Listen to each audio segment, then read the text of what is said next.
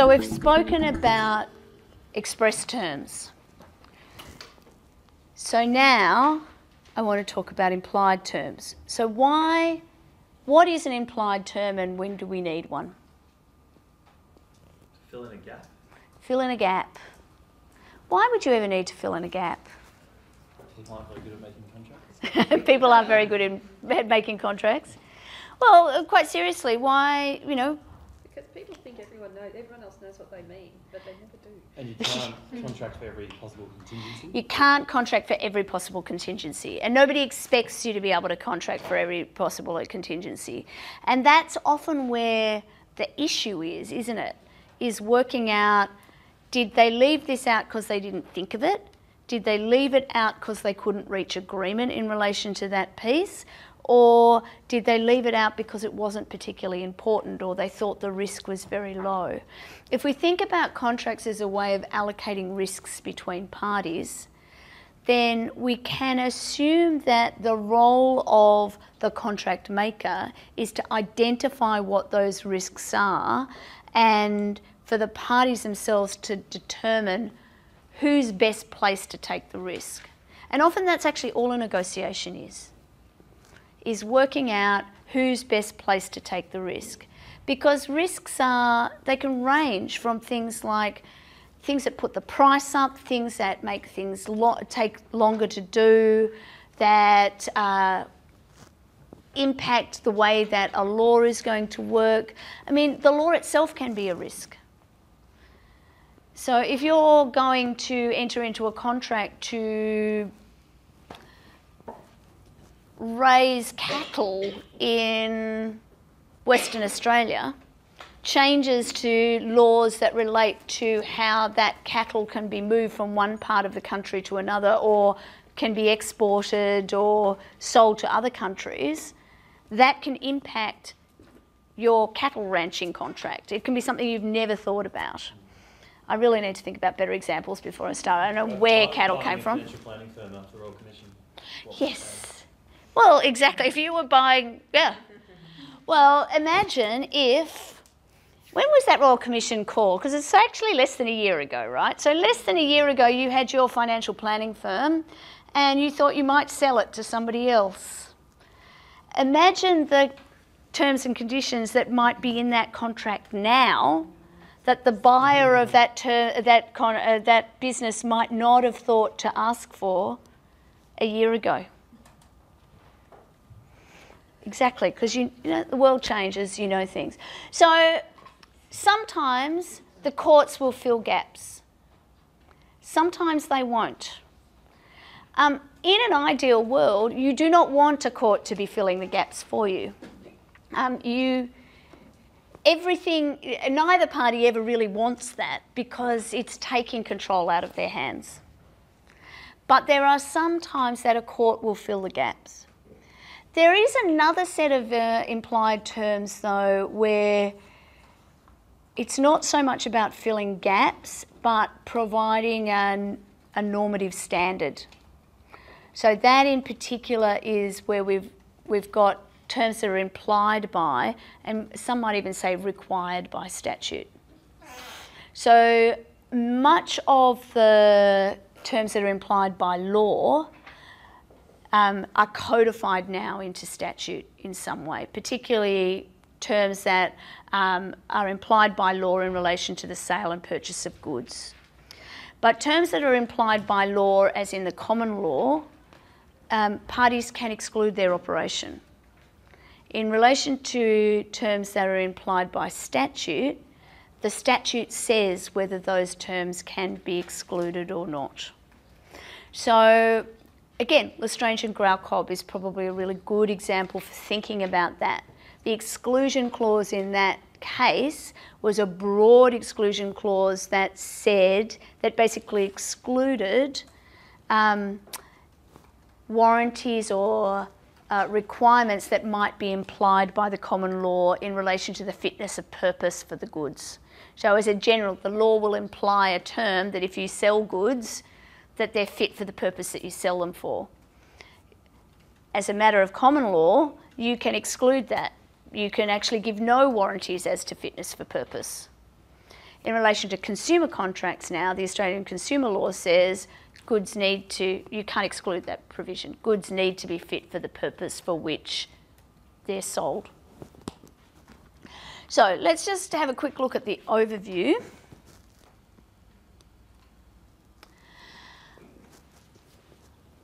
There are three types of implied term before we get to the statutory ones. Terms that are implied by law, terms that are implied by fact, and terms that are implied by custom.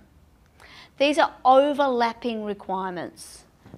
And often you'll find that we're looking at the same cases in each area because effectively we have an argument that this term is implied by law and implied by custom and implied as a matter of fact. And they're overlapping.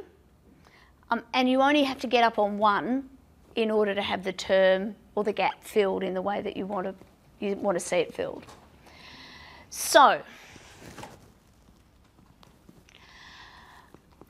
I don't recommend you buy this book because it's eye-wateringly expensive, but if you are actually ever writing contracts, Lewison and Hughes is a really good resource for people who want to write commercial contracts.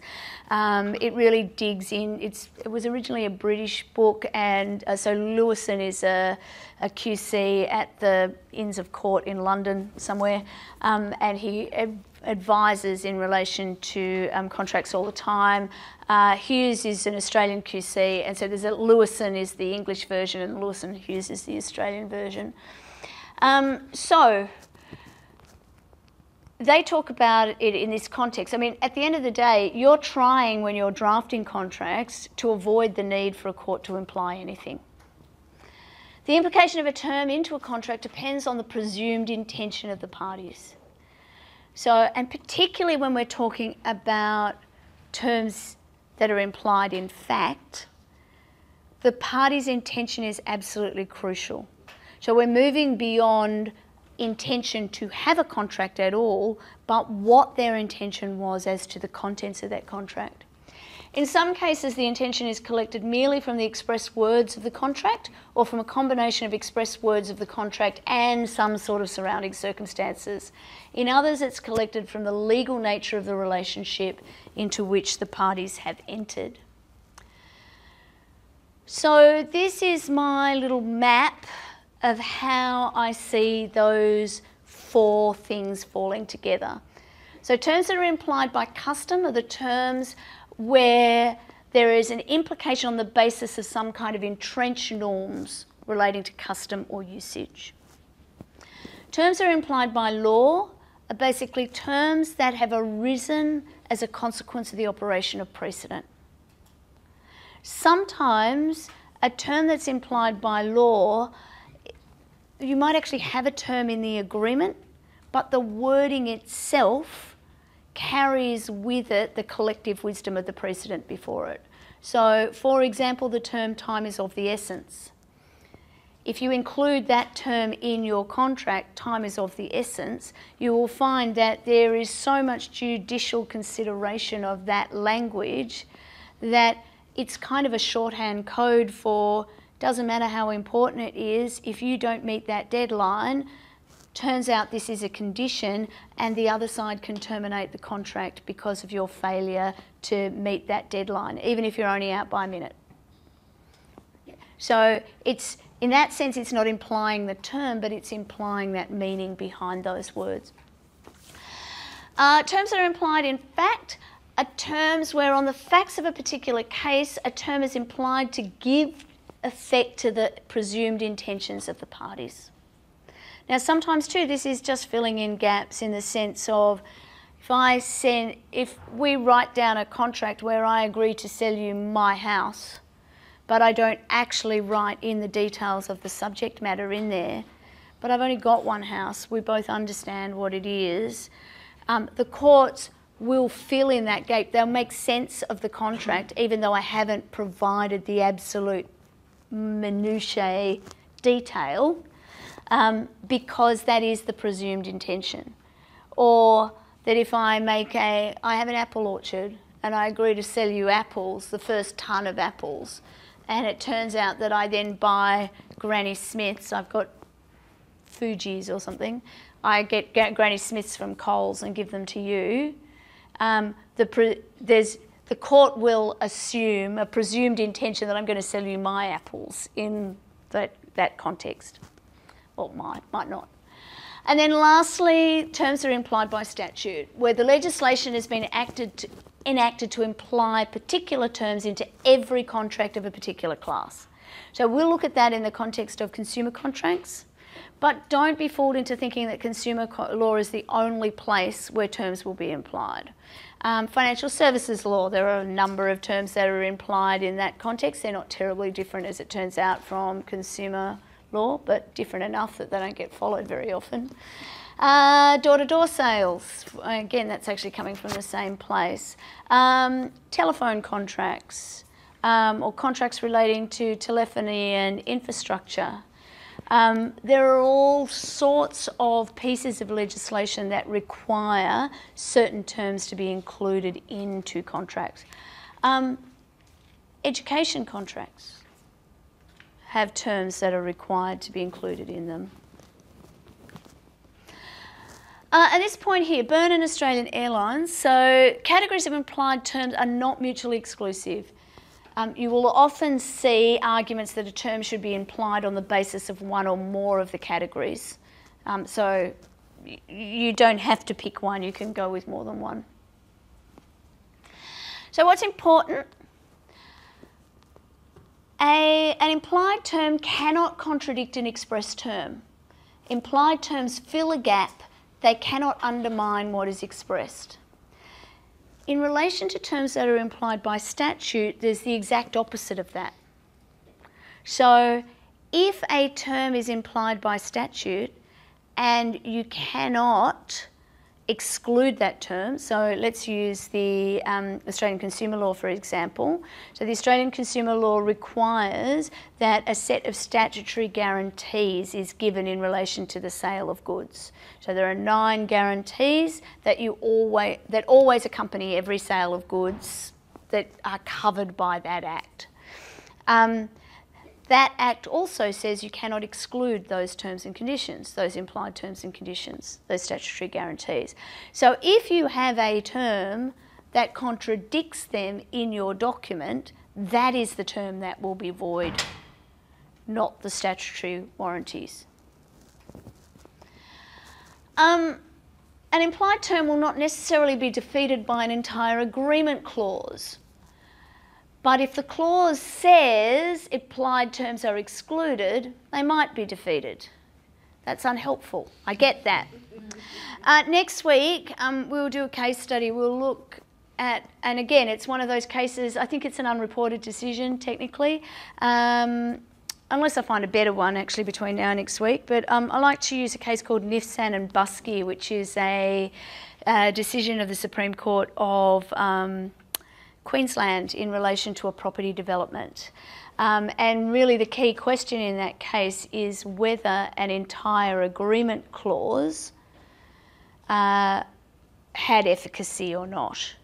So I think you'll understand that point better when we go through this point here, when we go through that case.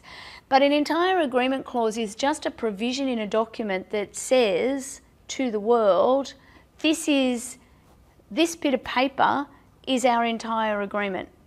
We're going to ignore any negotiations leading up to this point. We're going to ignore any representations or promises that were made. If it's not in this piece of paper, it doesn't count. Okay, they don't use exactly that language, but that's effectively what it means. So why would you put an entire agreement clause in a contract? Had long negotiations with lots of different potential terms and going back and forth? Yeah, so if you've had a long negotiation, or even a short one really, there've been different options on the table. An entire agreement clause makes it really clear that those different options have been abandoned and this is what's on the paper. Anything else? When we've looked at a number of different cases where, like dry cleaning cases, it was at Curtis and I always want to call them the Chemical Brothers, but Chemical Dry Cleaning. So Curtis and Chemical Dry Cleaning, I think this is the one, it might have been Brown, I get the dry cleaning cases messed up, but the sales assistant has said, oh, don't worry, that clause doesn't matter, it's just there in case we damage the sequins or the beads. So her language limited the operation of the actual clause. And an entire agreement clause would make it very clear that it doesn't matter what your staff say, it only matters what's in the agreement. Think of how many times in these little cases that we've been looking at that a clause like that, if it was enforceable, would have made other issues go away because we're looking at an agreement that's partly in writing and partly oral. So, and they're really common. And a well-drafted entire agreement clause is usually, it can be really helpful. You know, particularly, what's another one? Have we talked about Hoyts yet? I can't remember Hoyts.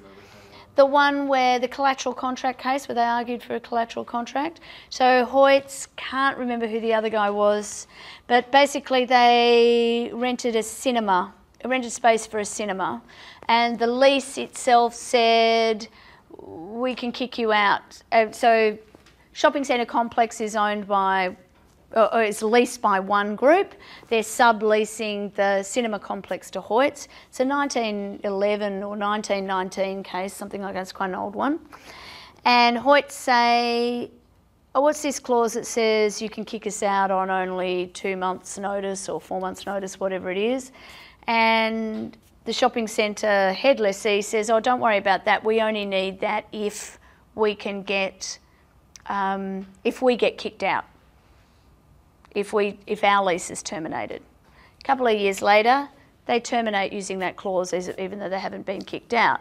Question is, was that conversation part of the contract? Now, actually, they argued that it was a collateral contract, that there was a secondary contract where they'd made this additional promise. And ultimately the court said, well, actually, if you're going to make a collateral contract, it needs to be consistent with the underlying contract, and that actually is inconsistent with the underlying contract, so it's not, we can't see a collateral contract in that circumstance. But again, an entire agreement clause would have also bolstered the argument that it doesn't matter what you said outside, what matters is what you've signed the agreement for. So they can be quite useful, and they're very, very common. Really interesting to remember that a claim that there is an implied term isn't impeded by the parole evidence rule. So the parole evidence rule could impede an argument about the inclusion of extra conversations or extra negotiations, particularly when you've got an entire agreement clause as well, because there's no argument that the contract is partly oral, partly written. But even so, if you're implying a term in, if there is a term that's implied as a matter of the operation of law, of fact, of custom, the parole evidence rule doesn't impact that.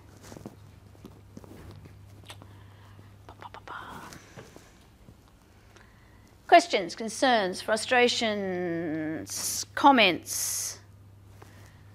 All right. I'm going to look at, because we're not going to get through them all, I think I'm just going to look at terms that are implied in fact, because I think that's Byrne is the example I'm using, and Byrne is helpful in a broader sense as well. I have that under terms implied in law. Probably is. I don't remember what order I did them in, but we'll get there. I'm hoping to get to Byrne, we'll see. So, BP Refinery. What's important about this case, I won't bother with the facts at this stage, but what's important is that for terms to be implied in fact, we have this 5-point test. So when we're talking about a term being implied in fact, the question that the court is looking at is do the circumstances that gave rise to this contract, do those facts imply a term that meets these requirements that effectively goes without saying, and that's why the parties didn't write it down. So basically the test is pulled out here. It actually comes from a very old British case, the Moorcock, but BP Refinery, Australian Authority in relation to the test. So firstly, in order to find that a term is implied in fact, the term itself needs to be a reasonable and equitable term. It can't be a term that is significantly weighted towards one party or the other party. It's reasonable and necessary for the efficacy of the document, which is the next part of the test. So it's necessary to give business efficacy. The term itself needs to be so obvious that it goes without saying. It needs to be capable of clear expression.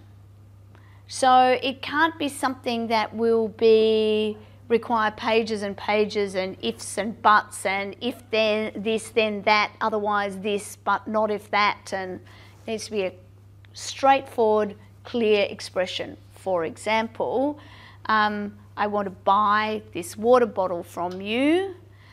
Thank you, you're going to sell me the water bottle. It turns out that it's not water in there, it's some sort of terrible acid, or I probably wouldn't complain if it was vodka. And, you know, it burns my throat and I can't continue speaking. So I would then be arguing that there was an implied term. It went without saying that the water bottle contained water, that it wasn't something else, that it was necessary to give business efficacy to the contract. I've told you I want water, I'm prepared to pay for water. That efficacy made sense. It's so obvious that it goes without saying. I didn't need you to tell me, I did need you to tell me that it was acid in it. Instead you're going, you know, it went without saying that it was water. It's capable of clear expression. The bottle of water has water in it. And it's not contradictory to any other express term of the contract. So the term of the contract didn't include, I don't want a bottle of acid, I want a bottle of water. That just sounded so wrong when I said it out loud. So again, it's fairly straightforward approach. So Byrne. Now Byrne we could deal with under a number of cases. So Byrne is an interesting case. Basically, it involves some baggage handlers at an airport, can't remember which one. So basically, they were accused of stealing bags and were given the sack. They said that it was unfair, that there's an implied term in their contract that they could only be sacked on a reasonable basis. That it had to be reasonable.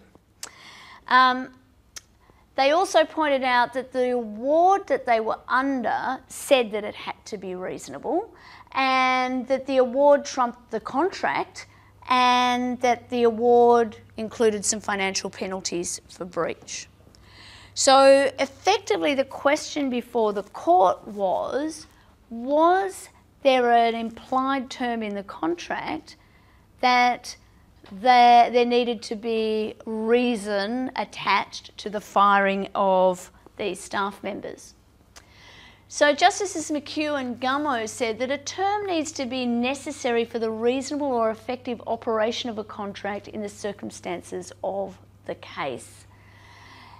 They said that in the case of employees it wasn't reasonable because even if the parties had got around to discussing it, they wouldn't have agreed that termination with no notice was something that could be done. That was, particularly in a highly unionised environment, was never going to happen. It's also not necessary for the effective operation of the contract because the common law already governs the reasons for why an employer can terminate. So effectively the court's saying, you're never going to agree on these things. The employer is always going to be want to be able to terminate an employment arrangement without any reason at no notice. And employees are never going to want that. And you're never going to reach agreement in relation to those things. Also, you don't need it because there are external laws that deal with what you can and you can't do. You don't need to provide a structure for how you're going to terminate people's employment, because there are laws that require you to do it in a particular way or impact the way that you do. They said that the point here is about efficacy. It's not about reasonableness. So the key thing is to ensure that if you are going to be able to imply a term into a contract, it needs to provide efficacy. And that particular term, either of the bases of it, didn't add to the efficacy of the contract. What have I underlined there? The objective background is admissible in order to ascertain whether it's necessary to give business efficacy. So again, parole evidence rule, we can bring in evidence as to what was involved in the negotiations, if anything. And the objective background is relevant here in working out what efficacy is or otherwise. So we've got a way around the parole evidence rule here as well. So when you have an informal contract, so something that isn't documented, and we're looking at whether a term should be implied in fact or not, that BP refinery test will be less rigidly implied.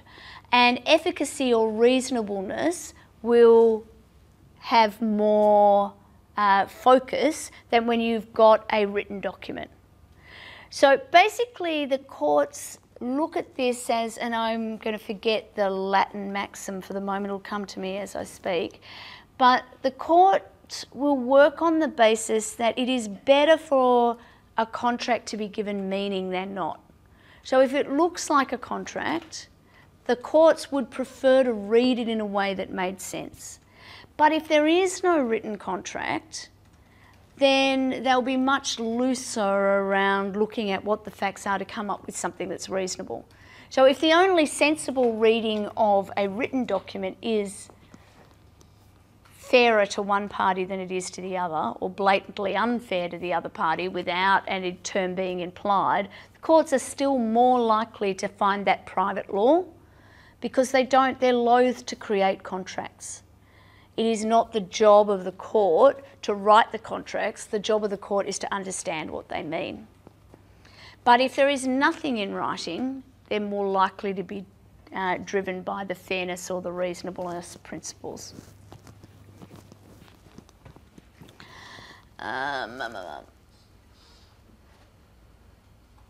So the point of this slide is to try and pull together the things that Byrne said in relation to informal contracts and juxtapose them against what BP Refinery said, to really just point out that they're really very, very similar tests. The one that is kind of different is there's this idea that for a term to be implied in fact in BP Refinery, there was this question of, is it necessary to give business efficacy? Does the contract work without it? Where in Byrne and Australian Airlines, the court used this idea of the officious bystander, this idea that somebody who was looking at all of the terms, dealing with them as, not as a reasonable person, but as an officious bystander, the person who is trying to make sense of it based on what they can see.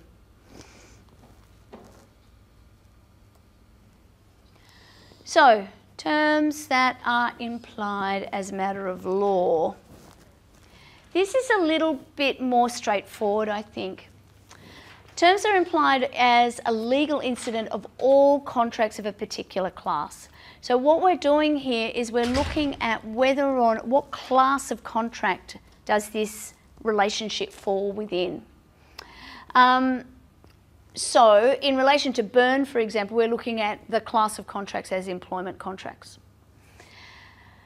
So if a term is implied by law, then it's applied as a legal incident of all contracts of that class. So probably the ones that really stand out are very similar to the statutory guarantees in the ACL. So that if you sell something, unless you've disclosed it subsequently, you have the right to sell it, that you can sell it without an encumbrance.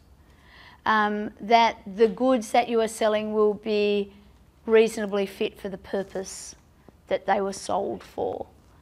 That services that are provided will be suitable services for the particular purchaser.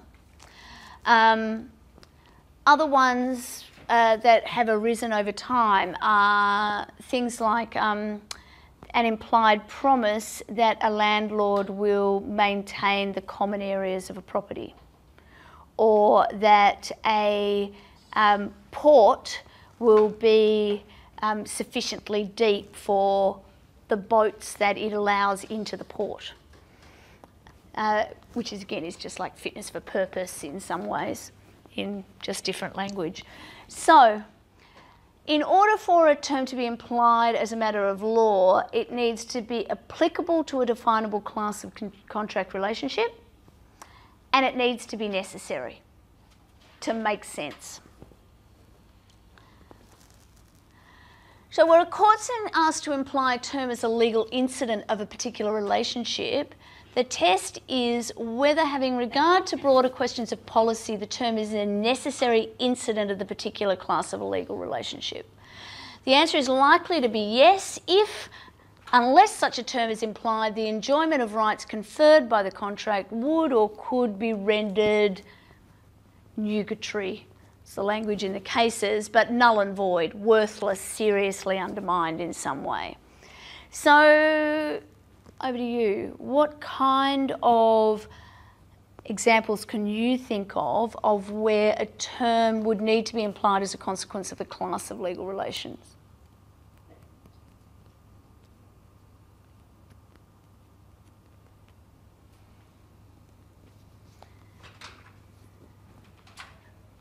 I would think about the contract that you have with the university to do a JD.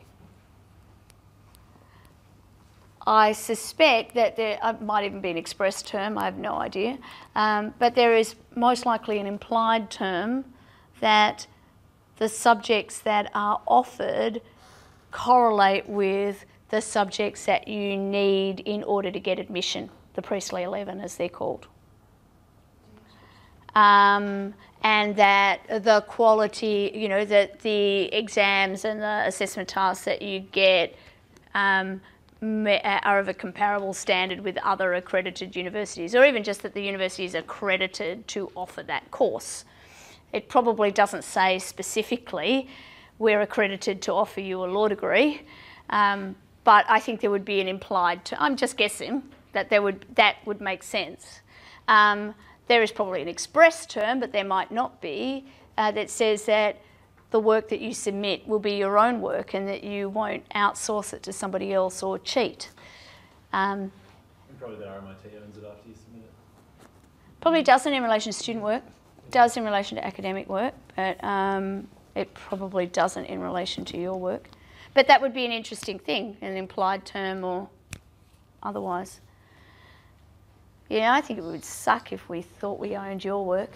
But we probably have a license to compare other people's work against it in the future. Whether that's an express license or an implied license, I don't know. But you can think about there's some things that are reasonably necessary which are unlikely to be expressed in a particular way, but would go without saying that that's a particular class of contract.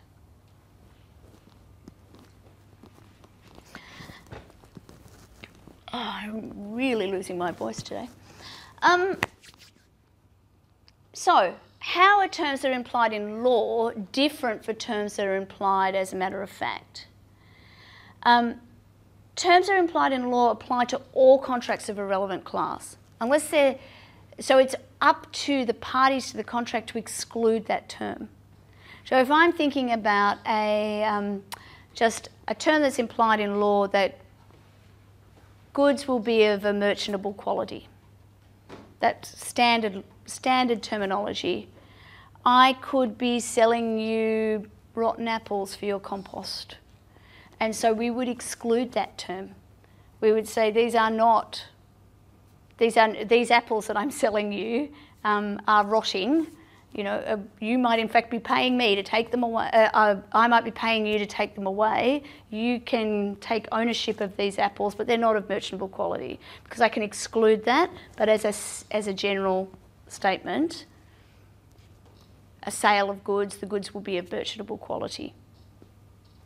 Doesn't matter what we intend.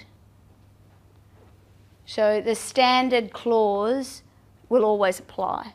So if the term is common areas in my apartment block, it's the landlord's job to maintain the carpets, maintain the elevators, mow the lawns. It doesn't matter if that's the implied term. It doesn't actually matter that the parties turn their mind to it or not. It's just included in the contract as an implied term of that class of terms. In relation to terms that are implied in fact, they're ad hoc, case by case. So the example I was using before, I guess I was talking about all contracts between students who want to do the JD. But if I was talking about all student degrees, then we might say that there are terms that are implied in fact in the JD degree. We could think about it that way. But if we're really going down to those one-off arrangements, let me try and think of an example. Most of the cases that we have in this section, basically no cases, like no term is actually found as a matter of fact. So it's a little bit harder to think about examples at the moment. But if I am buying, no, that won't work.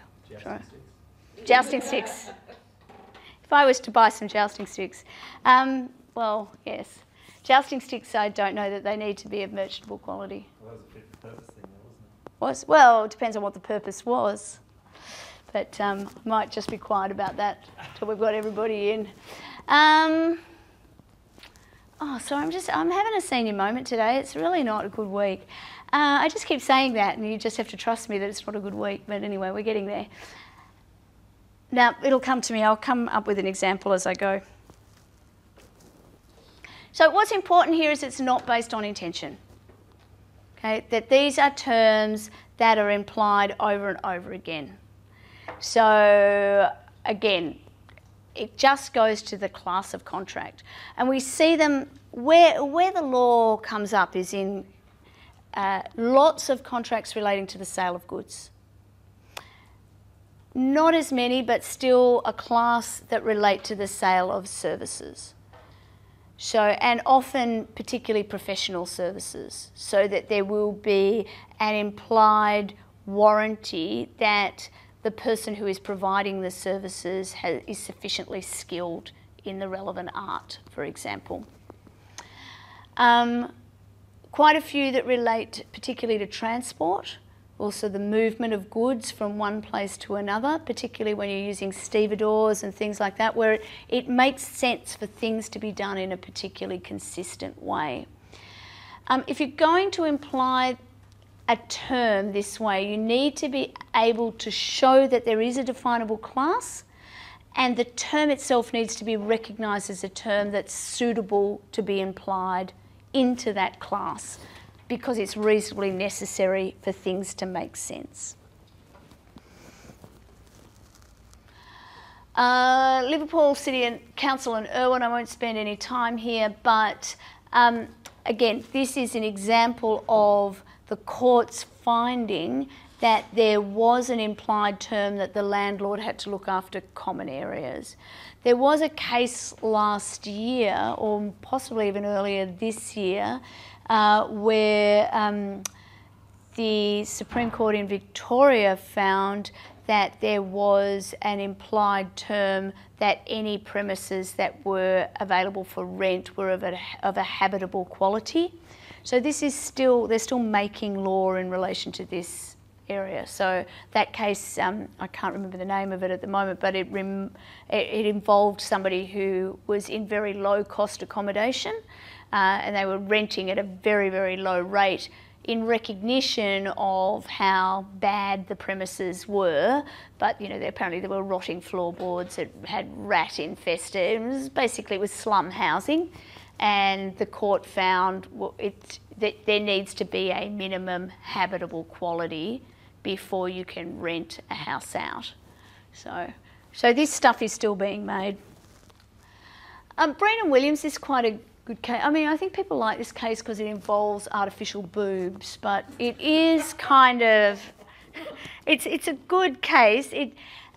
There's legislation now that has changed some of the impact of this case. So can't remember who was the doctor and who was the patient, but basically the situation involved a woman who had breast enhancements, and she had some trouble with them, and she went and saw a different doctor who gave her some advice, I think, and checked them out, but she didn't actually spend very much, he didn't treat her. And then she was seeking to become a member of a class action in the States that was a group of women who were suing in relation to these leaking silicone implants that they had all sorts of trouble with. And in order to get attached to the class action, she needed the medical records from this particular doctor, whether it was Dr. Breen or Dr. Williams. I cannot remember which way around it was. And the doctor said, actually, they're my notes, they're my records, I don't have to give them to you if I don't want to. And she argued that there was an implied term in the contract of service that her records belonged to her and that they should be handed over. Now, ultimately, she wasn't successful in relation to that, and for the reasons that are here. So the court found no implied term. So Justice Brennan said a term isn't implied into a contract if the contract can be effective without it. And the contract for the supply of medical services could be totally effective without the patient having access to the records. So the contract was wholly effective without any term entitling the appellant. Okay, so it must have been Mrs. Breen and Dr. Williams. Dawson and Toohey said it's not necessary for the reasonable or effective performance of the obligation that a respondent should be obliged to give Mrs. Breen access to her records. And Justices Gordon and McHugh said so far as advice and treatment were concerned, the only relevant contractual term implied by law was to exercise reasonable care and skill. So I think this is a good example of the courts are not going to add terms in. They're only going to look at what is reasonable for the efficacy of the contract itself. 1996, way before MyGov. So, plenty of terms here. Oh, see, I've been looking for examples and I couldn't think of them. I've got a slide filled with them. Reasonable fitness, rule that payment and delivery of goods are concurrent conditions. So specifically you want to specify if you're going to pay later. The general rule is that they should be. Applied warranty of seaworthiness, etc., etc. There's just more terms here. Let me have a look. No, don't really want to talk about that. There are a couple of terms that, I know we're at 15:15, my alarm went off, so I'll try and finish up now. There is, one of the most fraught areas with terms or implied terms is that question of whether or not there is an implied obligation to act in good faith in relation to contractual matters. So this is something that you would have read about when you were doing the prep for our very first week in this course. So it's one of probably the most ongoing controversial areas in relation to the course or in relation to contract law is the question of whether under Australian law contracting parties have an obligation of good faith to each other. So Professor Finn is the leading proponent of the existence of that right, but there are many arguments to the contrary. This is something that it might be important for you to have a view on. So I just wanted to readdress it here because we see things that nudge it but aren't exactly the same as good faith. So for example, in Simchevsky and Dixon, which is a relatively recent Victorian Supreme Court decision, so last year, the court there found that where the performance of a contract cannot take place without the parties cooperating with each other, then the parties have a duty to cooperate. That you can't have a duty to cooperate in bringing about something which a contract doesn't require you to happen or require you to do, but if you are required under a contract to cooperate, then you are in fact required to go and be reasonable and to do all of the things that are required to demonstrate cooperation. Whether that's as far as good faith or not, I'm not sure. Probably not. This question was looked at in some detail back in 2014 with CBA and Barker, where again in the context of an employment contract, the question was asked whether there is an implied duty of mutual trust and confidence in employment contracts. Ultimately, the court says no, there isn't.